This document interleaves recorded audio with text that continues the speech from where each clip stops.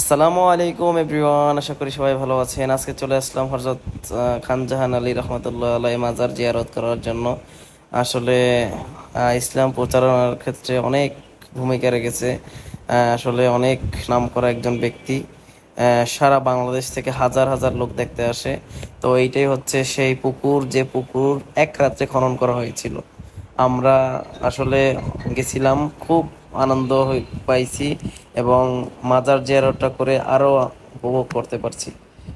আসলে অনেক সুন্দর। আসলে আমরা আসরের নামাজটা আদায় করছি ওখানে।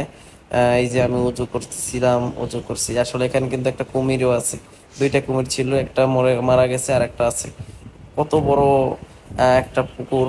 দেখুন একদিনে কিভাবে তৈরি হয়েছে, আসলে আহ রহস্যময় একটা ঘটনা।